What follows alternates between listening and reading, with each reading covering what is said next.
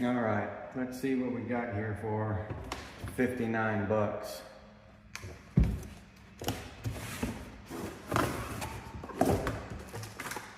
The obligatory paperwork, which I never mess with. Here's our charger. All right, okay, there's our USB port for charging our cell phones and whatever.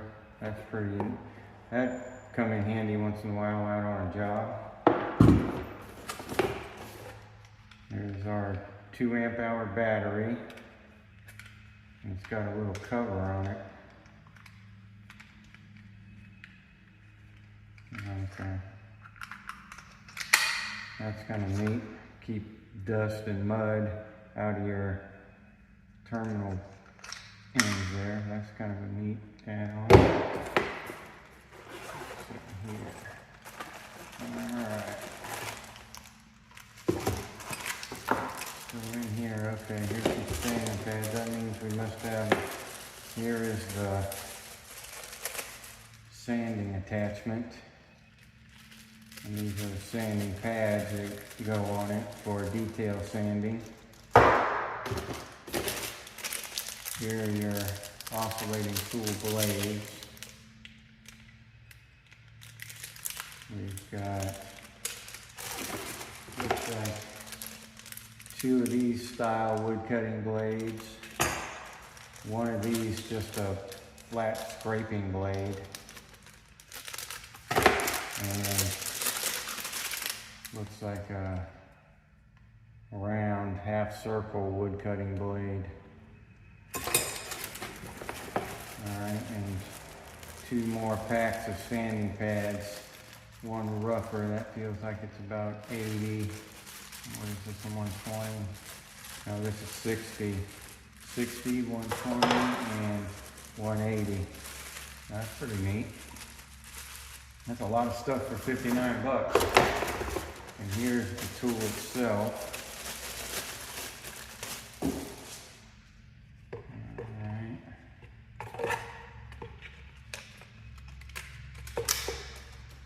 Looks like pretty standard fare. Here's the locking mechanism for locking the blade in.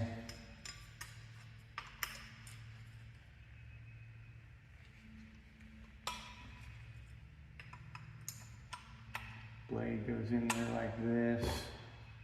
And then, alright, that's a little stiff being brand new, but not a great big deal. Let's see, let's put our battery on here and see what the balance is like.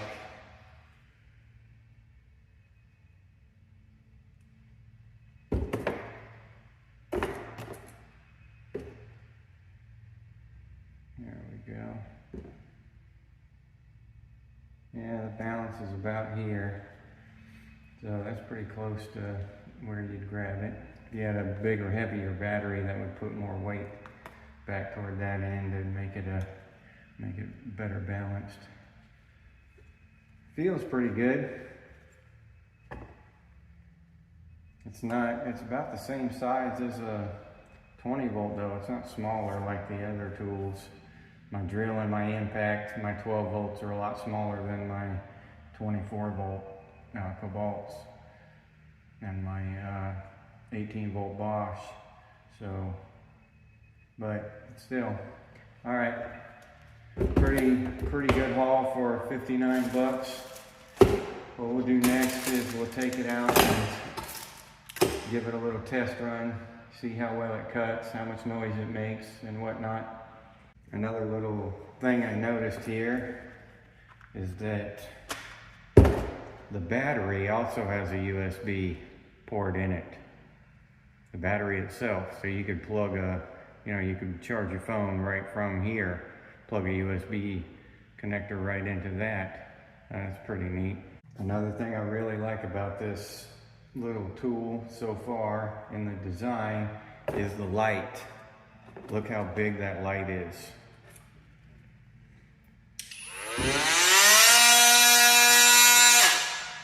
So that's a really nice big light. when you're working in dim conditions, that will come in really handy. All right, I've just got a little piece of scrap wood here, and I've got the standard blade that came with the saw. So let's try it out, see how it's going to work, how loud it is and whatnot. So let's see here.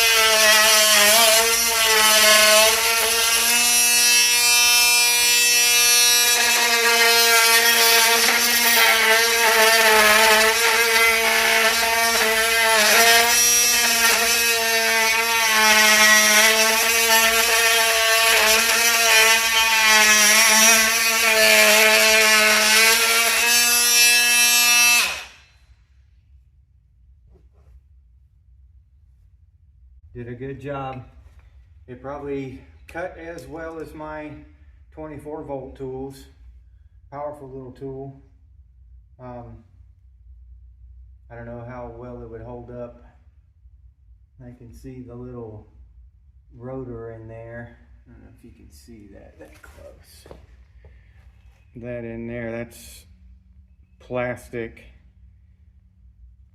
So I don't know, you know, if you were out on the job and you got sand in it or something, it probably wouldn't hold up very long.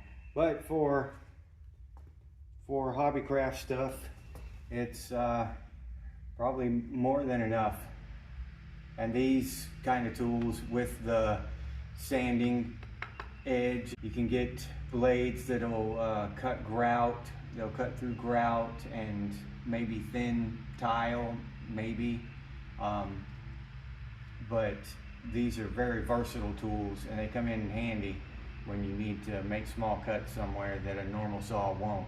So it might be worth picking up for 59 bucks if you see it at your local. In my experience, these kind of USB ports that they put on these things to allow charging, they aren't for the newer Google and Samsung phones, the fast charging like 15 amps and stuff. This is more like 2.5, 3 amps. Real slow charging. So just be aware of that. If you have a newer phone or something and you expect this thing to charge it up real fast, it probably won't do it. I looked on the box, the specifications and stuff, and I can't find anywhere where it says the amount of amps that this thing charges. So I would just assume that it's the lower end, 2.5 or 3 amps, the slow charging.